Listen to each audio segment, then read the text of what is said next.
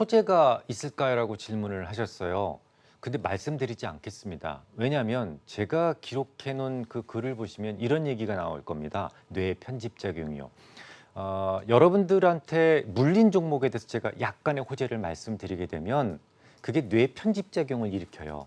내가 듣고 싶은 얘기만 듣는 겁니다. 그래서 여러분들이 손절을 안 해도 된다라는 것을 합리화시켜 버립니다. 그래서 저는 호재를 말씀드리지 않겠습니다. 조금 화나셨죠? 그러면 제가 선물로 제가 쓴 책을 선물로 드리도록 하죠. 아마 책을 한번 쭉 읽어보시면 생각이 좀 많이 바뀌실 거라고 저는 생각을 합니다. 지금 이제 일본과의 싸움을 말씀을 하셨는데요. 지금 8개월 됐다고요? 세에 보면 하나, 둘, 셋, 넷, 다섯, 여섯, 일곱 이쯤에서 매수를 하신 거네요.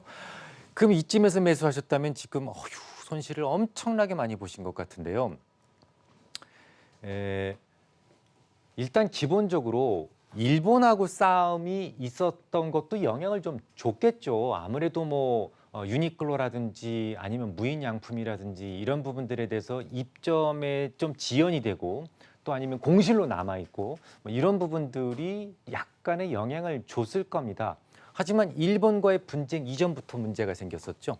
굉장히 오래전부터 이 주봉으로 보면 계속 떨어졌었어요. 그리고 그렇다면 이게 뭐 일본 때문에라고 한다면 뭐 다른 종목을 한번 보죠.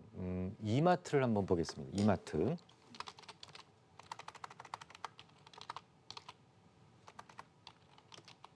네, 이마트. 그 얘는 왜 떨어졌어요?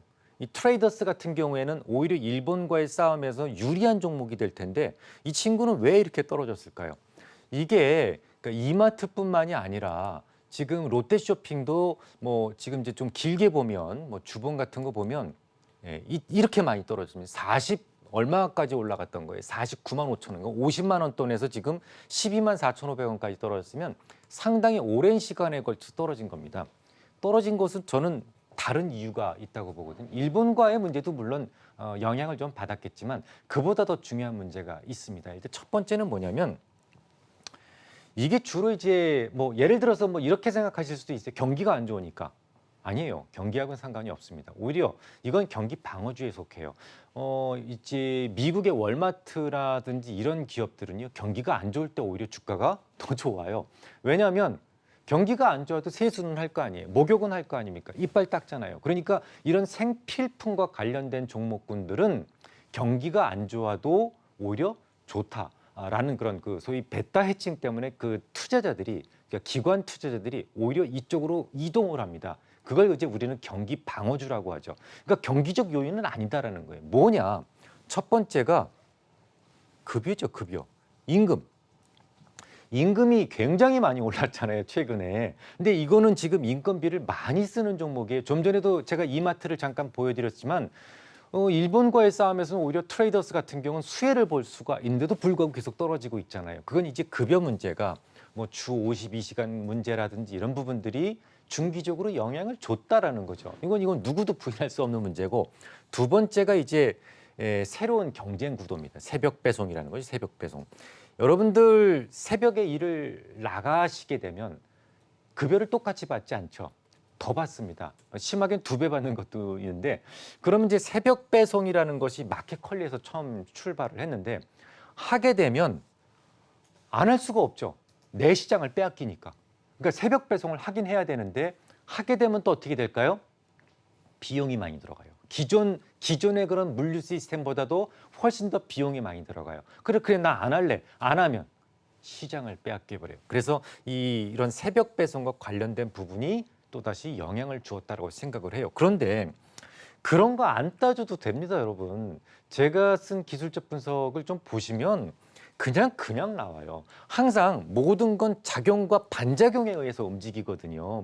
그러니까 예를 들어서 이렇게 움직이는 것이 정상이에요. 통 튕기는 게. 이게 땅이라고 보시고 공이 뚝 떨어졌으면 이렇게 튕기는 게 정상이에요.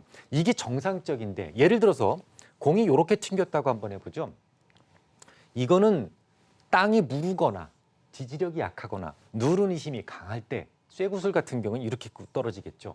그러니까 이런 반응만 보셔도 충분히 이 종목이 앞으로 오를지 내릴지를 알 수가 있어요. 자, 여기 한번 보세요, 여러분들. 지금 내려올 땐 이런 속도로 내려오죠.